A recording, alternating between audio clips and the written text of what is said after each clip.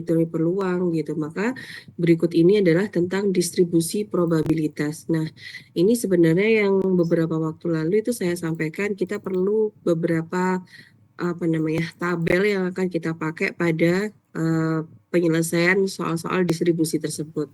Sebenarnya tabel itu bukan penyelesaian mutlak gitu ya. Jadi penyelesaiannya itu bisa dikerjakan dengan dua cara. Jadi yang pertama menggunakan persamaan, yang kedua dengan menggunakan tabel. Jadi penggunaan tabel ini biasanya banyak dipakai untuk beberapa persamaan permasalahan-permasalahan yang dia membutuhkan perhitungan sangat banyak gitu ya.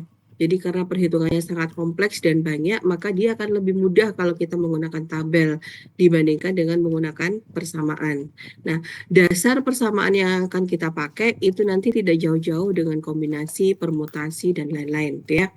Jadi itu nanti yang akan banyak kita bahas. Nah, berikutnya kalau kita bicara tentang distribusi probabilitas, maka kita bicara tentang distribusi peluang keluarnya X gitu ya. Jadi kalau ditanya distribusi peluang X itu ada seperti apa gitu, maka distribusi peluang X didefinisikan sebagai kumpulan pasangan. Jadi harus pasangan yang itu. Saya pindah ke pen dulu. Kumpulan pasangan atau hubungan nilai-nilai dari variabel acak X dengan peluang nilai-nilai variabel X, yaitu PX gitu ya. Jadi variabel acak atau variabel random di sini itu adalah variabel-variabel yang kita dapatkan dari penelitian gitu. Jadi variabelnya tidak ditentukan gitu.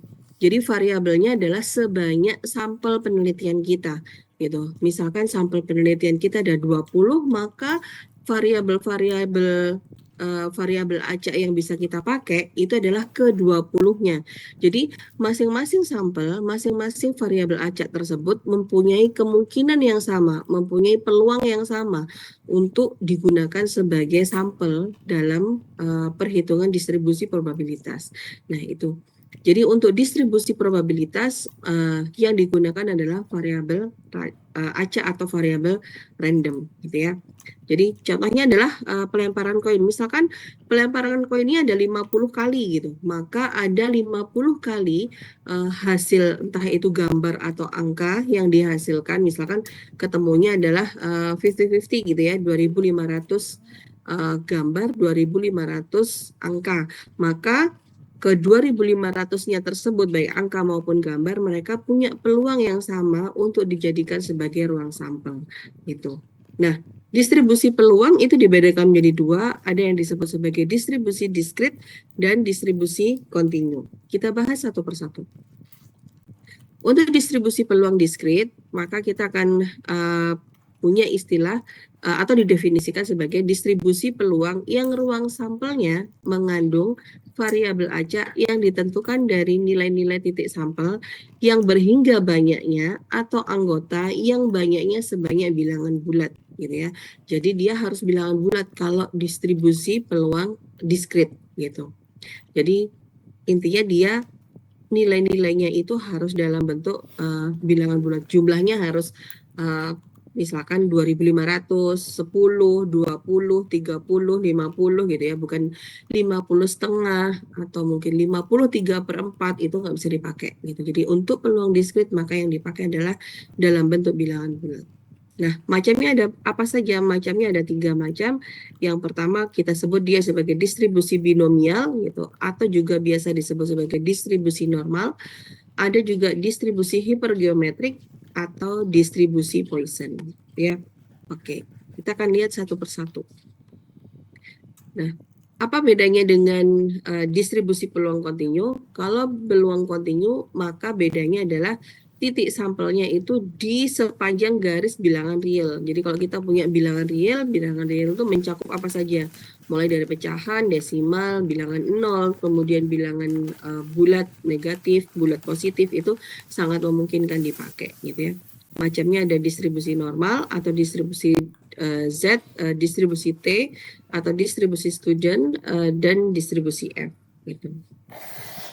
Oke, kita bahas satu persatu. Nah, kalau yang pertama kita bahas adalah distribusi peluang diskrit. Dengan macam pertama adalah distribusi binomial. Di distribusi binomial ini, maka kejadian yang akan mungkin terjadi itu hanya ada dua. Kalau tidak sukses ya berarti gagal. Cuman ada itu. Jadi kemungkinannya hanya ada dua. Kemungkinan gagal, kemungkinan sukses. Ya, maka hanya ada dua jenis kejadian. Jadi contoh nih, pada PT Sinar dalam 1 bulan memproduksi 2.000 jam tangan. Setiap jam yang diproduksi hanya dapat diklasifikasikan ke dalam kondisi baik dan cacat. Jadi yang namanya sukses itu bisa baik, bisa berhasil gitu ya. Istilahnya beda-beda. Tapi artinya sebenarnya sama saja. Atau mungkin kalau kejadian gagal itu berarti cacat gitu atau gagal itu sama saja ya. Dalam kasus ini berarti percobaannya ada 2.000 kali atau 2.000 buah gitu karena yang diproduksi adalah 2.000 jam ya. Terus kemudian hasilnya dikategorikan menjadi dua bagian. Yang pertama ada bagian yang baik, ada bagian yang berhasil atau ada bagian yang cacat gitu. Jadi selalu seperti itu untuk distribusi binomial gitu. Nah, ciri-cirinya apa? Ciri-cirinya adalah percobaannya diulang sebanyak n kali gitu. Setiap hasil percobaan dibedakan menjadi dua bagian, yaitu sukses dan gagal.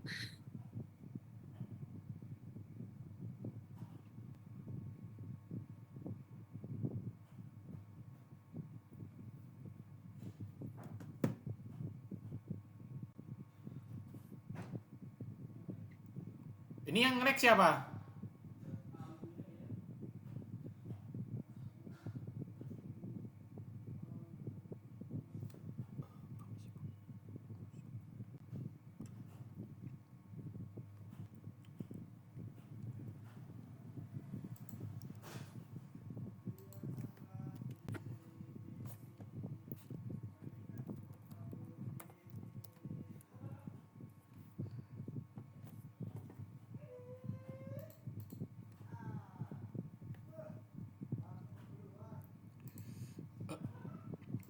Assalamualaikum. Bang, permisi. bang, bang, bang, bang, bang, bang, bang, bang.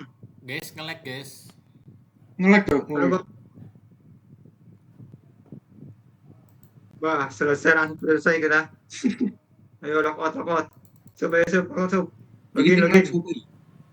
Login dasi tugasnya akeh. Mau nge-lag ah? Ibu yang nge-lag emang. Terus marah-marah metu. Lah kok IBA ya. Mati lampu, bener. Loh. Tak kira gue sih nge-lag ya? Oh, kok Tak ini kira mesti. udah. Kok no lampu mati kok? Cup, mari potongan aja. Koko Yoi. di jembatan lampu nih. Terus ini. Gacor Yusuf, gacor. Ganteng kira. Dian ketemu Dian. Info dim. Infonya repot. Ngarap ayo. Jah. Aku pengen melu tapi dimpi ya. Dean mau kemana Dean? Ayo ngarap. Ayo Ham, melo Ham. Golekno cewek sih. Wah, jam. Aku ae ra entuk kon kok Bayaranmu ngono ae wis. Dibayar ngono ae wis. Iki loh, dinten Hah? sampai jam 8. Biar cewek ya? Ditunggu dulu teman-teman, jangan keluar. Waalaikumsalam. Aman. Oh ya orang kok. Orang absen. Absen ini di. KS.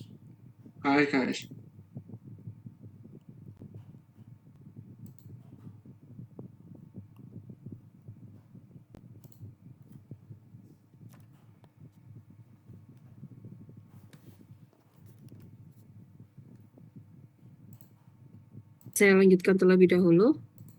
Jadi tadi kita bahas ini percobaannya diulang sebanyak n kali. N kali ini berapa? Jadi n kali ini adalah jumlah n-nya tidak boleh lebih dari 50 kali. Gitu ya. Jadi jumlah n-nya itu adalah di bawah 50 kali untuk distribusi binomial gitu. Setiap hasil percobaan dibedakan menjadi dua bagian. Tadi udah kita bahas ya. Yang pertama sukses atau berhasil, yang kedua adalah gagal atau cacat. Nah, peluang kejadian sukses nanti kita akan sebut dia sebagai PS. PS itu adalah peluang sukses yang nantinya kita simbolkan sebagai P kecil. Sebentar.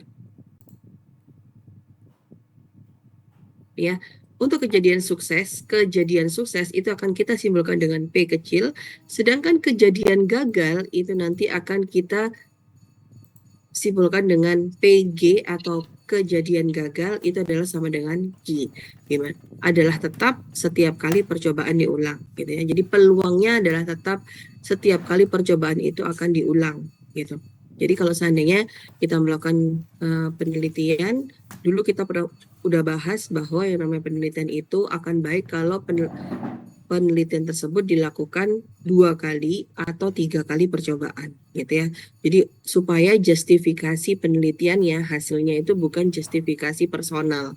Jadi memang dia didapatkan dari data penelitian yang akurat. Gitu. Semua hasil yang muncul adalah saling bebas antara satu sama lain. Gitu. Jadi tidak terikat ataupun tidak ada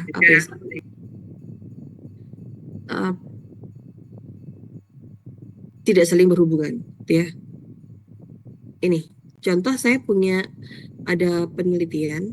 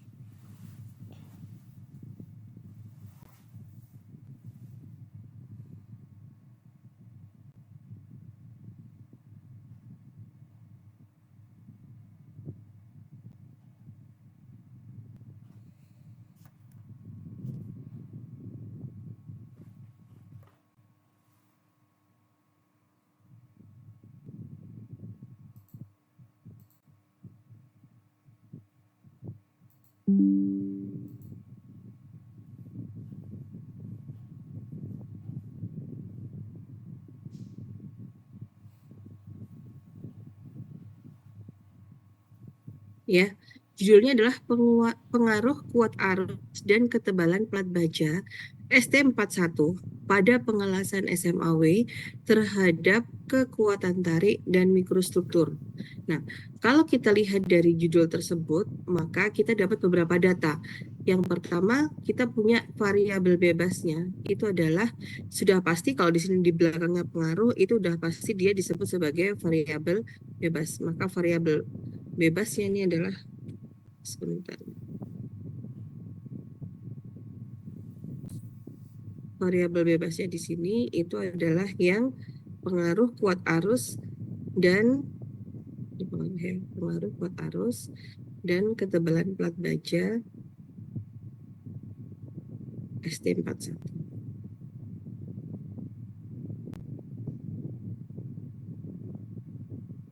Saya bisa tuliskan yang A kuat arus, yang B ketebalan plat.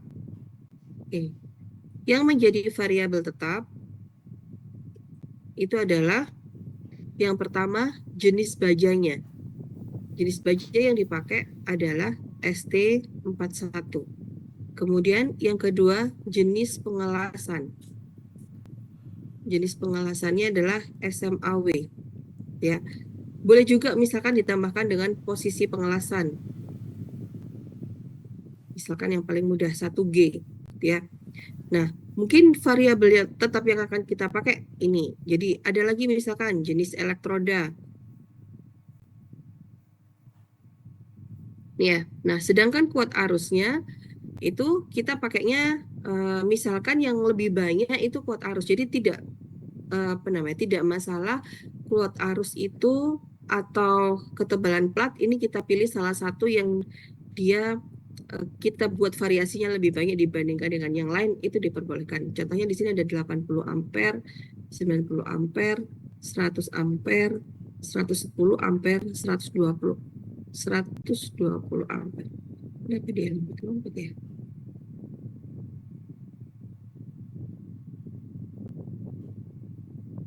-120 ampere, ya.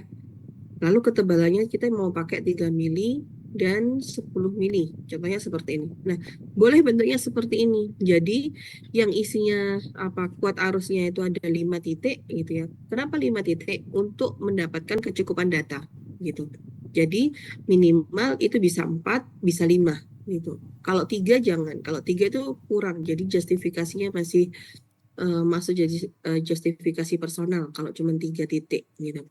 Jadi walaupun ininya 2 ya, walaupun ketebalan platnya juga 2 gitu, tapi itu masih dijadikan sebagai justifikasi personal. Karena kalau kita dapat datanya nanti cuma seperti ini, data regangan atau tegangan bentuknya nanti seperti ini, ya berarti kita bilangnya nanti semakin naik gitu. Kalau kita dapatnya seperti ini, 3 ya semakin turun gitu. Padahal nanti ternyata di titik 4 dia bukan bentuknya seperti ini, tapi seperti ini misalkan gitu. Makanya minimal 4 atau 5 itu yang diperbolehkan. 5 itu sebenarnya sudah masuk standar minimal untuk kecukupan data gitu. Tapi kalau S1 masih diperbolehkan pakai 4, kalau 3 jangan gitu ya. Ketebalan platnya 3 mili dan 10 mili misalkan. Jadi nanti kita akan punya 2 grafik. Jadi di sini misalkan kita punya 5 gitu ya. Jadi ini grafik pertama, lalu di sini ada grafik kedua. Jadi misalkan ini di sini ada 3 mili, di sini ada 10 mili. Nah, ini diperbolehkan seperti ini. Atau mungkin dibalik. Jadi kuat arusnya cuma 2 titik, kemudian ketebalan platnya yang 5 titik gitu. Jadi kalau dibuat modelnya kayak gini.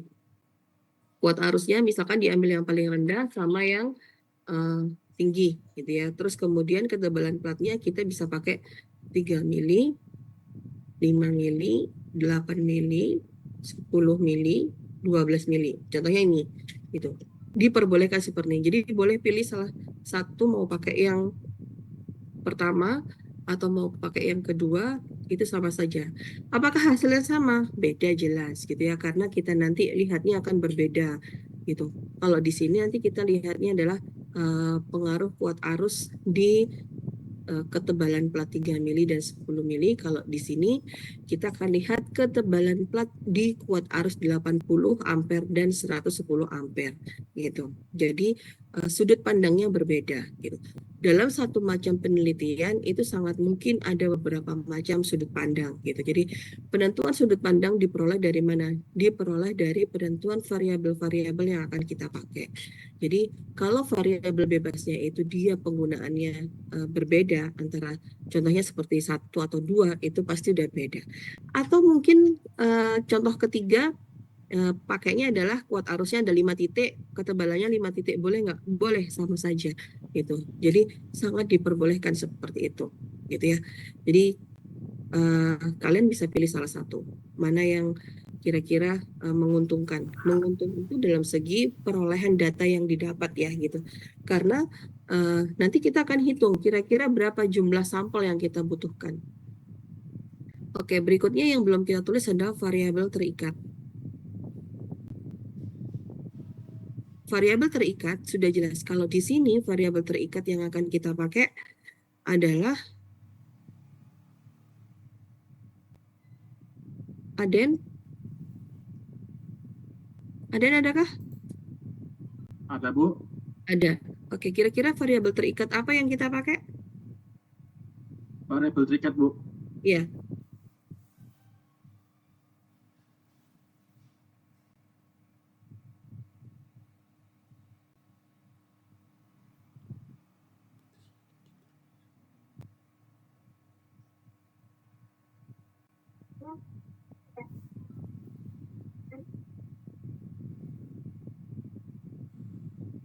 Sebentar ya. Masih bentar nanti ya. Apa Aden kira-kira? Belum tahu? Belum tahu, Bu. Oke. Wildan? Adakah Wildan?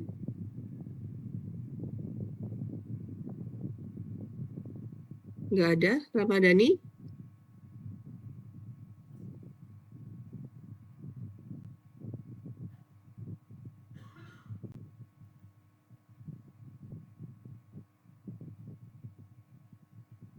Iqbal?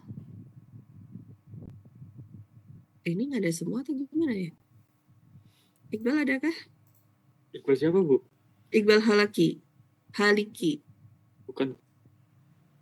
Ki Aliki cariin Budini.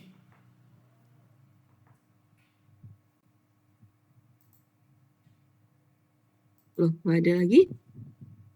Aryo? Iya, Bu. Oke, variabel terikatnya apa kira-kira?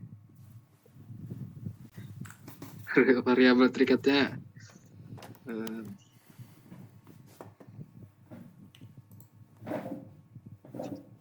masih belum paham, Bu. Belum nyampe situ, Bu. Oh, ini udah pertemuan awal-awal dulu nih. Farhan apa kira-kira Farhan? Ini Bu, kekuatan tarik mikrostrukturnya.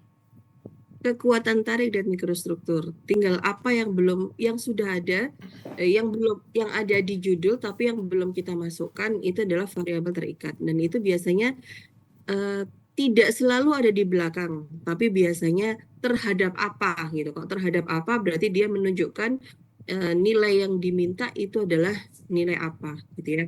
Jadi yang pertama ada mikrostruktur, yang kedua ada kekuatan tarik. Nah, kalau kita lihat, kita mau pakai yang pertama gitu ya. Kita mau lihat jumlah sampel kita ada berapa. Maka dilihatnya adalah dari berapa banyak variabel bebas yang akan kita pakai. Jadi kalau di sini ada 1, 2, 3, 4, 5, maka masing-masing kuat arus ini itu harus dikenai pada masing-masing plat ketebalannya. Baik yang 3 mili maupun yang 10 mili. Jadi kalau kita lihat jumlah sampelnya berdasarkan ini itu adalah 1, 2, 3, 4, 5 dikali 2. Dikali 2 itu berarti kuat arus dikali dengan banyaknya ketebalan plat. Ketebalan platnya ada 2 berarti 10 gitu ya. Jadi 5 dikali 2 dapatnya 10. Nah, tapi apakah penelitian kita cuma pakai 10? Enggak. Penelitian kita itu menggunakannya adalah 10 dikalikan, kita mau mengulang berapa kali? Mau mengulang 2 kali, duplo atau triple gitu. Kalau duplo berarti diulang 2 kali, berarti ada jumlahnya ada 20. 20 itu hanya untuk satu ini. Hanya untuk satu pengujian. Kalau pengujian yang kita pakai itu dia bisa dipakai berulang gitu ya. Contohnya misalkan sebelum dilakukan proses uji tarik gitu, maka dilakukan proses mikrostruktur dulu. Atau kebalikannya, justru saya mau melihat mikrostruktur itu mau melihat jenis patahannya apa gitu ya. Jadi begitu diuji tarik terus kemudian diuji mikrostruktur itu bisa. Kalau seperti itu kita tetap pakai 20. Tapi kalau kita mau pakai mikrostruktur ada sampelnya sendiri, kekuatan tarik ada sampelnya sendiri, maka masing-masing harus 20-20. Jadi mikrostruktur ada 20 sampel, terus kemudian kekuatan tariknya ada 20 sampel gitu. Jadi totalnya nanti bisa 40 sampel. Jadi jumlah sampel itu bergantung pada banyaknya variabel bebas dan variabel terikat yang akan kita pakai. Kalau dia ternyata hanya pakai satu, misalkan kekuatan tarik terlebih dahulu diuji, kemudian hasil uji dari kekuatan tarik diuji mikrostruktur, maka kita pakainya cuma 20 gitu ya. Jadi bergantung pada sudut pandang mana yang mau kita lihat gitu. Apakah nanti sudut pandang mikrostrukturnya mau dilihat dari hasil kekuatan tariknya atau hasil pengelasannya gitu. Jadi seperti itu penentuan jumlah sampel ya. Oke, kita lanjut. Nah, rumusannya adalah, jadi kalau kejadian sukses tadi kita sebut dia sebagai P, dan kejadian gagal kita sebut sebagai satu main P atau Q gitu ya. Jadi kalau ada, karena P plus Q itu sama dengan 1, maka P itu bisa dirumuskan menjadi satu main Q. Atau Q itu juga bisa dirumuskan menjadi satu main P. Gitu ya. Jadi, kenapa? Karena syaratnya adalah P-nya itu adalah di antara 0 dan 1. Karena dia punya peluang yang sama antara yang sukses dan yang gagal. Itu. Lalu kemudian, maka peluang terjadinya kejadian sukses sebanyak X itu adalah sama dengan R kali di antara N kali percobaan yang dapat dirumuskan sebagai berikut. Jadi PR itu sama dengan P, X sama dengan R, X sama dengan R. Tadi adalah kejadian suksesnya, gitu ya. Maka dan ya ini persamaan ini tadi kita perlu cek gitu ya. Matrik NR itu sama dengan matrik NR dikalikan P pangkat R dikali Q pangkat N min N. Gitu. Oke, kita lanjut.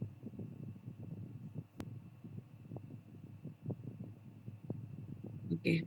Ini ya, di mana matrik NR ini adalah koefisien binomial yang merupakan banyaknya kombinasi kejadian sukses untuk X sama dengan R kali di antara N kali percobaan. Di mana kombinasinya dapat dihitung dengan persamaan yang udah kita pernah bahas sebelumnya. Ya, jadi NR itu sama dengan N faktorial dibagi R faktorial dikali N min R faktorial. Kemudian dalam distribusi binomial itu juga ada perhitungan rata-rata hitung, varian, dan standar deviasinya. Jadi kalau kita hitung, dirumuskan rata-rata hitungnya adalah kita sebut mu, mu-nya adalah N kali P. Jadi banyaknya percobaan dikalikan dengan jumlah suksesnya. Gitu. Kemudian sigma kuadrat itu adalah NPQ, sedangkan sigma atau standar deviasinya itu adalah akar pangkat 2 dari NPQ atau akar pangkat 2 dari sigma kuadrat. Ya. Oke, kita lihat contoh. Dalam suatu pemeriksaan yang dilakukan pada baut, produksi baut, ternyata hanya 50% baut dinyatakan baik. Jadi hanya ada 50% baut yang dinyatakan baik. Jika diambil sampel sebanyak 10 baut gitu, maka tentukan yang A semua baut itu dalam kondisi baik, yang B lebih besar sama dengan 4 baut baik gitu, yang C adalah kurang dari 3 baut baik. Oke, kita bahas satu persatu. Penyelesaiannya adalah kalau semua baut baik gitu ya, karena sampel kita ada 10, maka jumlah X-nya, artinya X tadi adalah kejadian suksesnya, nilai X-nya adalah 10.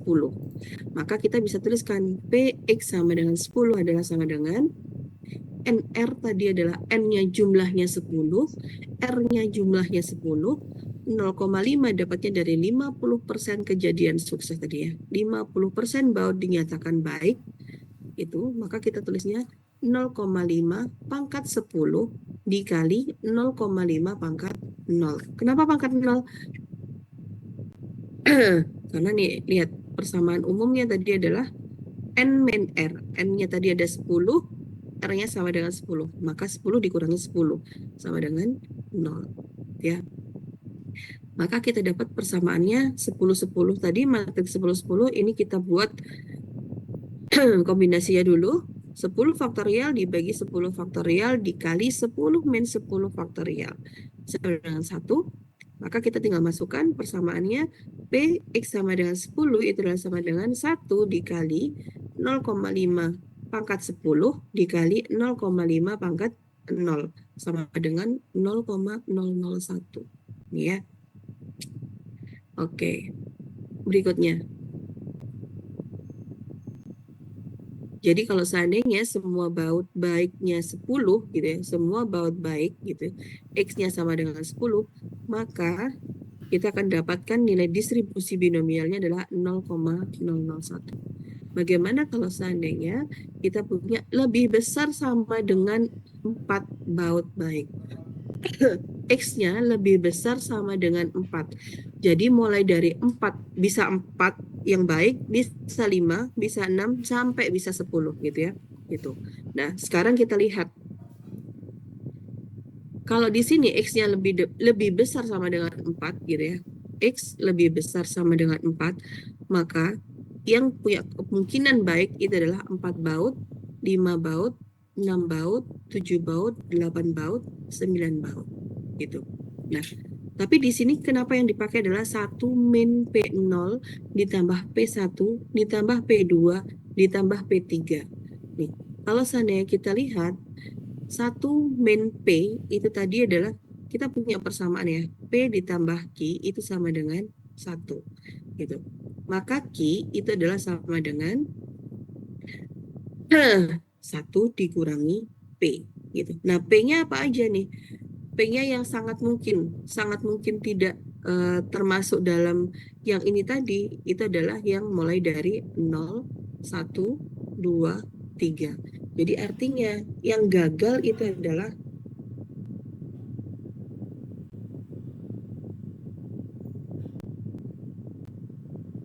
ya.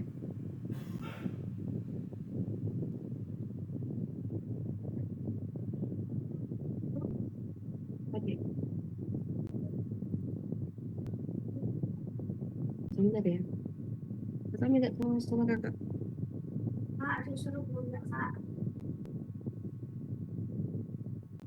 Ini P ya, satu main key. Nah, key-nya apa aja? Key-nya mulai dari 0, 1, 2, dan 3. Kenapa? Karena yang sukses tadi adalah mulai dari 4, 5, 6, 7, 8, 9. Boleh nggak kalau seandainya saya menghitungnya adalah yang 4, 5, 6, 7, 8, 9? Boleh, nggak masalah gitu ya. Kalau cuma 10, ini sampai 10. Sorry. Jadi 4, 5, 6, 7, 8, 9, 10. Nah, ini termasuk yang sukses. Maka yang sukses ini mau saya hitung semua. Boleh, nggak masalah. Tapi kita bisa, karena kita punya persamaan seperti ini, P ditambah Q sama dengan 1, maka kita bisa lihat yang gagal pun juga bisa kita kerjakan. Gitu ya. Jadi, yang gagal kita bisa tuliskan bahwa P itu sama dengan 1 main key. Gitu. Kalau 1 main key berarti adalah pada saat dia posisinya 0. Jadi kejadian suksesnya adalah 0 berapa? Kejadian suksesnya 1 itu berapa? Kejadian suksesnya 2 itu berapa? Kejadian suksesnya 3 itu berapa? Maka kita hitung satu persatu. Itu kenapa di sini key-nya ini semua itu adalah key. Key-nya itu adalah yang kita masukkan. Jadi boleh aturannya pakai yang sukses, boleh pakai yang key. Kalau yang key cara menuliskan seperti ini. 1 dikurangi P0, jadi kejadian suksesnya 0, artinya gagal semua. Kejadian suksesnya hanya 1, artinya yang gagal 9. Kejadian suksesnya adanya cuma 2, artinya yang gagal 8. Dan sisanya adalah kejadian suksesnya hanya 3, artinya yang gagal 7 gitu. Jadi kita bisa pakai persamaan ini atau kita bisa pakai persamaan saya tulis sini ya. Atau P X lebih besar sama lebih besar sama dengan 4 itu sama dengan mulai dari 4 P4 P5 P6 P7 P8 P9 P10. Jadi boleh pilih salah satu. Mau pakai cara yang ini, kalau ini dilihat dari yang gagal itu berapa gitu. Jadi itu yang diambil karena menghitungnya lebih sedikit gitu ya. Atau yang diambil dari kejadian yang sukses. Kalau seandainya ruang sampel yang diambil 30, berarti kalau kita mau pilih yang ini, maka kemungkinan untuk melakukan proses perhitungan itu bisa lebih sedikit gitu. Kalau seandainya untuk X lebih besar sama dengan 4 gitu ya. Tapi kalau X lebih besar sama dengan 4 yang mau kita tuliskan sedangkan ruang sampelnya ada 30, berarti ini kita bisa tuliskan mulai dari P4 sampai P30 itu harus kita cari satu persatu. Gitu. Jadi kita masukkan ke persamaan satu persatu gitu. Jadi kita bahas yang ini ya. Jadi karena di sini yang gagal adalah mulai dari 0, 1, 2, dan 3, maka kita akan cari kemungkinan suksesnya cuma 0 itu berapa sih gitu. Kalau 0 berarti kita bisa tuliskan N-nya sama dengan 10, R-nya sama dengan 0. Berarti 10, 0 dikalikan matriks 10, 0, gitu, kombinasi 10, 0 dikalikan 0,5 pangkat 0 dikali 0,5 pangkat 10. Kenapa ini tetap? Karena di depan tadi di soalnya sudah disebutkan bahwa kemungkinan suksesnya itu adalah 50%. Itu ya. Jadi ini tetap sama peluangnya. Itu. Akhirnya kita dapat 0,01. Kalau seandainya P-nya 1, kalau P-nya 1 ya berarti sama dengan 0,0098. Jadi kita tinggal masukkan persamaannya. P2 kombinasi 10, 2 kali 0,5 pangkat 2 kali 0,5 pangkat 8 sama dengan 0,0439. Dan P3-nya kita bisa hitung juga dengan 10 kombinasi 10 3, 0,5 pangkat 3 dikali 0,5 pangkat 7. Hasilnya adalah 0,1172. Nah, masing-masing nanti kita akan jumlahkan. Karena di sini yang masuk kurung kurawal ini yang kita jumlahkan. Jadi 1 dikurangi 0,001 ditambah 0,0098 ditambah 0,0439 ditambah 0,1172. Maka hasilnya adalah 0,8281. Nah, data ini yang nantinya bisa kita lihat di tabel kalau kita punya ruang sampel yang panjang. Ini kalau pakai rumus yang P itu hasilnya sama, Bu. Sama hasilnya, gitu. Gitu ya. Oke, udah. Jadi nanti kita bisa cek sama-sama gitu. Oke, kita lanjut. Kalau kurang dari 3 baut baik, maka X-nya kurang dari 3. Kalau X-nya kurang dari 3, maka seperti tadi. Kalau kurang dari 3, berarti yang sukses bisa saja cuma 0, bisa cuma 1, bisa cuma 2. Nah, kita tadi udah hitung di depan. P0, P1, P2 udah kita hitung. Dapatnya adalah P0 sama dengan 0,001, P1-nya 0,0098, P2-nya adalah 0,0439 sesuai yang kita hitung tadi gitu. Kenapa hanya sampai P2 saja? Karena di sini nggak ada sama dengan X kurang dari 3. Berarti 3-nya nggak ikut. Kecuali tulisannya adalah X kurang dari sama dengan 3. Berarti di sini nanti kita perlu tambahkan lagi P3. Tapi karena di sini bukan ini, maka di sini nggak ada gitu ya. Ininya nggak ada gitu. Jadi cuma P0, P1, P2 gitu. Jadi sama ya. Jadi kalau seandainya mau pakai seperti yang tadi itu ini ya contohnya yang P X lebih besar sama dengan 4 gitu. Bisa menggunakan yang ini. Nah, jadi ini berlaku untuk yang kita tulis di C tadi.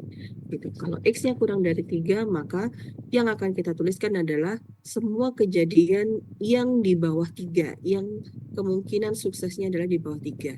Itu berapa saja. Kita nanti akan dapat persamaan.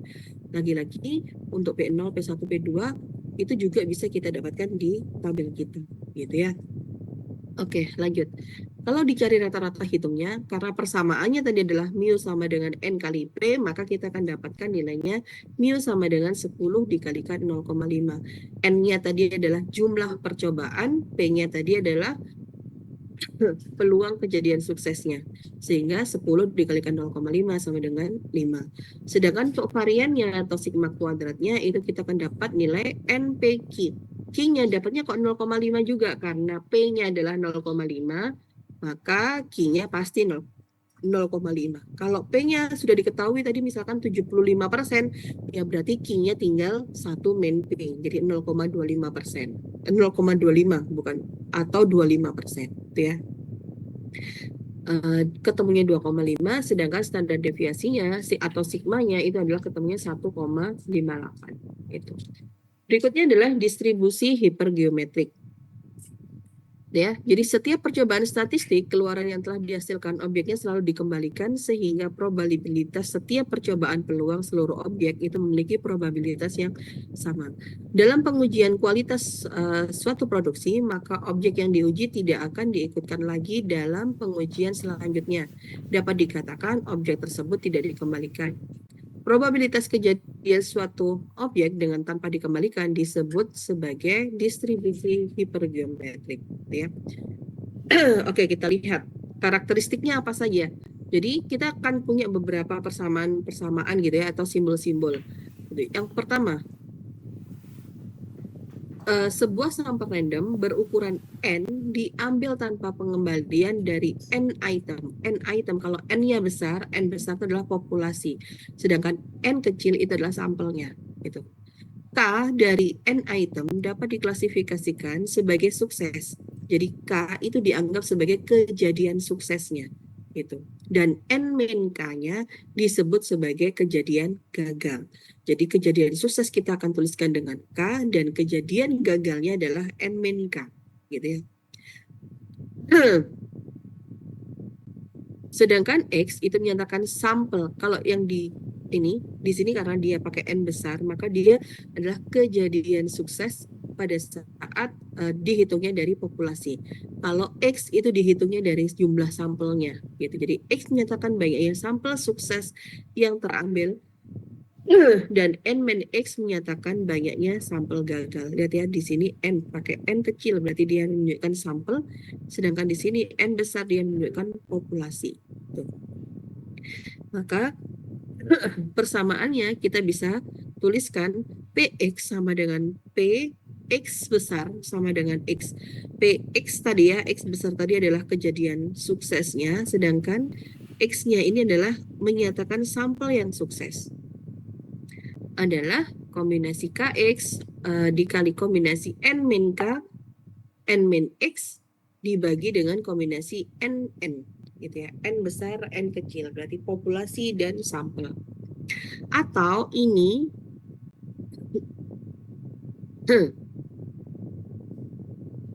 ini ya, persamaan ini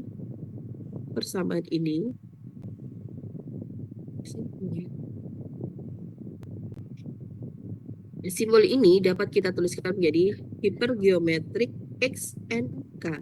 Jadi hipergeometrik yang dituliskan berapa jumlah sampel yang sukses, berapa jumlah sampelnya, dan berapa jumlah populasi yang sukses. Tuh. Sama dengan kombinasi KX dikali kombinasi N-K, N-X, dan dibagi dengan NN. Ya, N populasi dan N sampel. Rata-ratanya bagaimana? Rata-ratanya adalah mu sama dengan NX per N besar gitu ya. NX sampel, banyaknya sampel dikalikan dengan banyaknya kejadian sukses dibagi dengan banyaknya populasi. Variannya adalah sigma. Sigma kuadrat itu sama dengan ini, kemudian standar deviasinya atau sigma itu adalah akar pangkat 2 dari sigma kuadrat. Ya. Contoh nih, PT Guna-Guna memproduksi ring piston di mana setiap 40 buah ring piston yang diproduksi terdapat 5 buah ring piston cacat.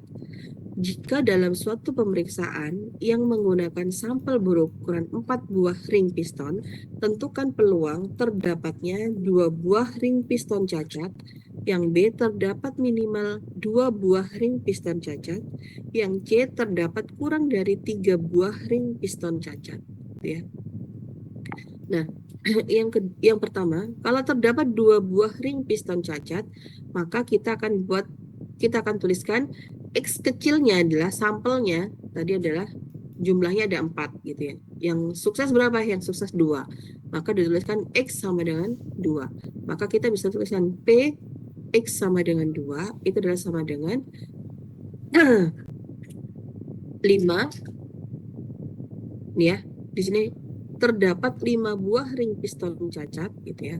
5 kombinasi 52 dikali jadi K-nya ini adalah 5. 40 tadi populasinya, ini K-nya. Nah, N besar dikurangi K, N kecil dikurangi X gitu ya.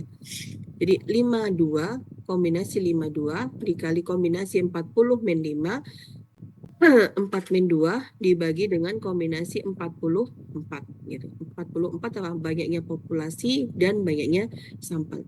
Maka ketemu nilainya adalah 0,0651 gitu. Nah, bagaimana kalau terdapat minimal 2 buah ring piston cacat? Kalau ada minimal 2 buah ring piston cacat, maka kita bisa tuliskan X lebih besar sama dengan 2. Mulainya dari 2 gitu ya. Nah, sama seperti tadi, maka kita akan lebih mudah menuliskan yang gagal berapa sih gitu. Berarti kalau seandainya yang cacat itu minimal 2, berarti sangat mungkin cacatnya sama dengan 0, cacatnya sama dengan 1. Maka kita lebih pilih menghitung yang lebih sedikit gitu ya.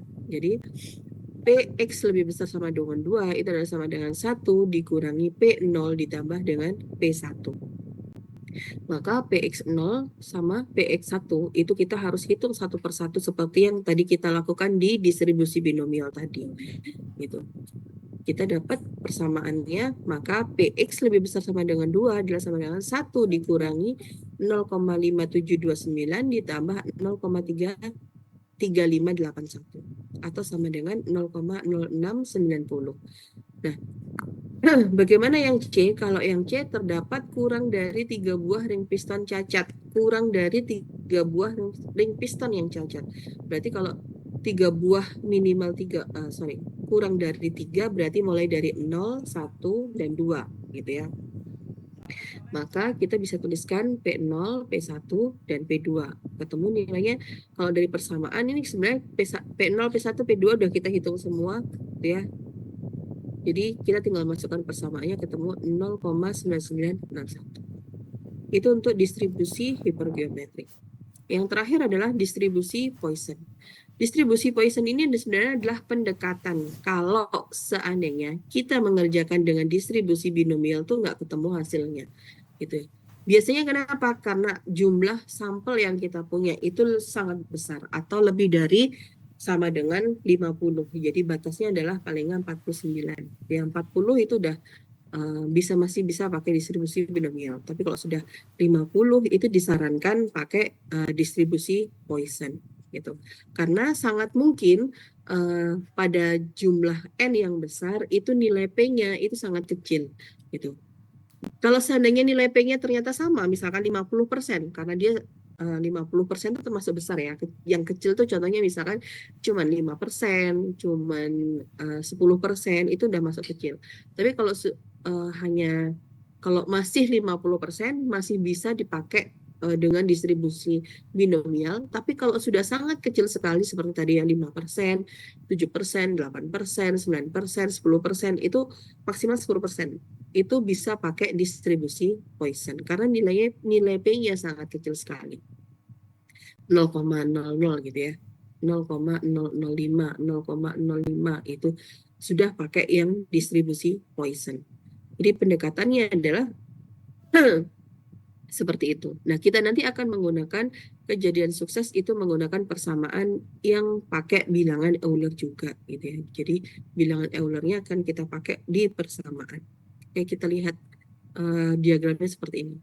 Kalau n-nya itu besar sekali, sedangkan nilai p-nya itu kecil sekali atau kurang dari 0,1 atau kurang dari 10% gitu, bukan sama dengan ya 0, kurang dari 0,1. Jadi maksimal 9%, 9,9%. Pakai distribusi binomial itu tidak bisa atau sangat sulit sekali dilakukan proses perhitungannya, maka dapat didekati dengan distribusi Poisson. Jadi distribusi Poisson baru dipakai kalau jumlah n-nya itu adalah lebih besar sama dengan 50 dan jumlah p-nya itu sangat kecil sekali atau kurang dari 10%. Itu ya. Di distribusi Poisson kita punya nilai rata-rata hitung mu sama dengan n kali p, di mana np-nya adalah kurang dari sama dengan 0,5. Persamaan yang dipakai adalah p x sama dengan x itu adalah sama dengan e pangkat min mu dikali mu pangkat x dibagi x faktorial. Ya. Oke, ini udah kita bahas. Contoh, PT Express, sebuah perusahaan ekspedisi pengiriman paket, menyatakan bahwa 5 dari 100 pengiriman paket ternyata tidak sampai tujuan. Apabila perusahaan tersebut akan mengirimkan 50 paket, maka berapa probabilitasnya? A, 3 diantaranya tidak sampai tujuan.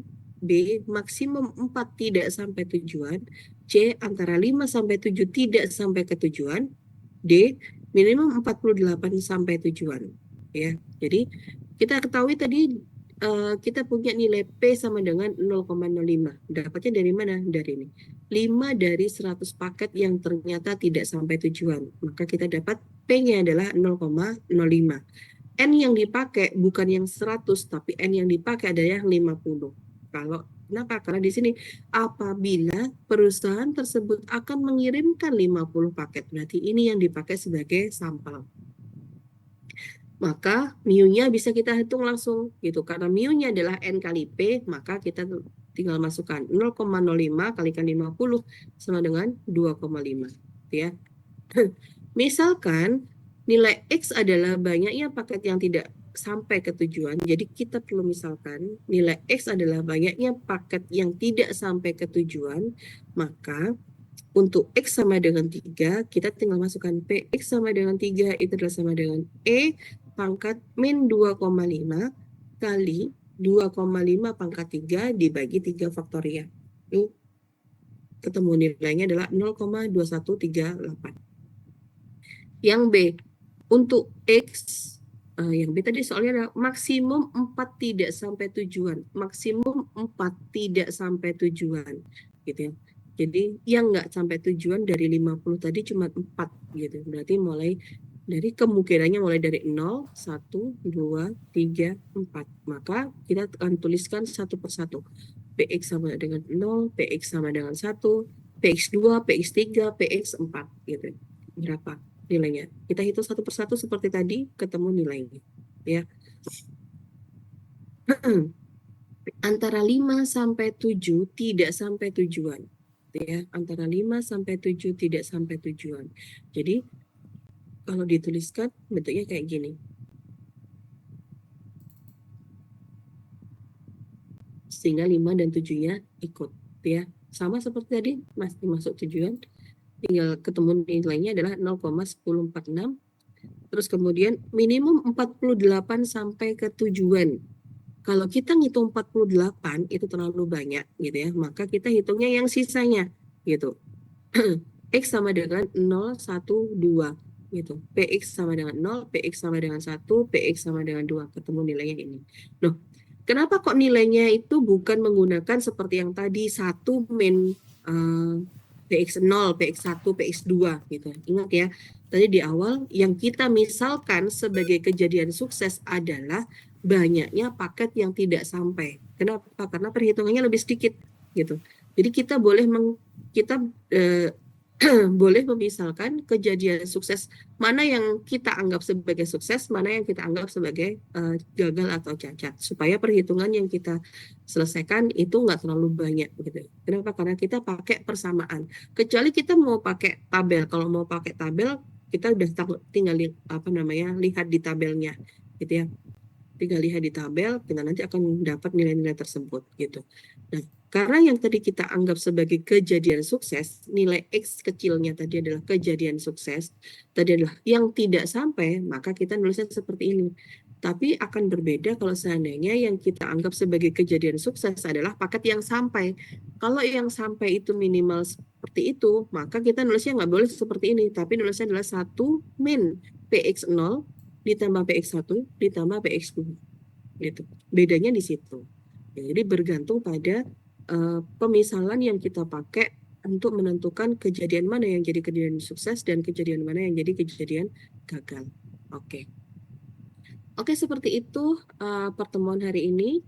Jadi saya punya buku statistik industri. Buku ini sebenarnya sudah saya bawa mulai dari minggu lalu ya, karena minggu lalu kita nggak bisa masuk. Jadi buku ini saya simpan di LP3A. Jadi minta tolong nanti AIS itu atau UC mungkin bisa ambil bukunya di LP3A besok gitu ya. Kalau bisa sih mungkin besok pagi. Jadi supaya nanti di fotokopi satu kali aja. Kemudian soal-soalnya di dalam buku tersebut itu juga ada tabel. Tabelnya adalah mulai dari lampiran A sampai lampiran E. Ya, lampiran A sampai lampiran ini, tabel di sini itu adalah tabel-tabel yang nanti akan kita pakai untuk persamaan yang akan kita distribusi yang tadi kita udah bahas, gitu ya. Jadi kemudian soal tugas ini nanti kita akan kumpulkan bareng sama UAS ya. Gitu. Jadi bukan di minggu depan. Minggu depan kita masih ada pertemuan lagi. Jadi kita nanti akan kumpulkan tugas ini untuk UAS. Jadi silakan besok AIS atau UC untuk ambil bukunya. Bukunya judulnya Statistik Industri, diambil di LP3. Ya, oke, terima kasih banyak atas kehadirannya di malam hari ini. Untuk yang belum presensi, silakan presensi. Saya akhiri dulu pertemuan kita. Assalamualaikum warahmatullahi wabarakatuh.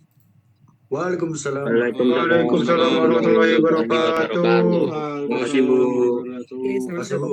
Terima kasih.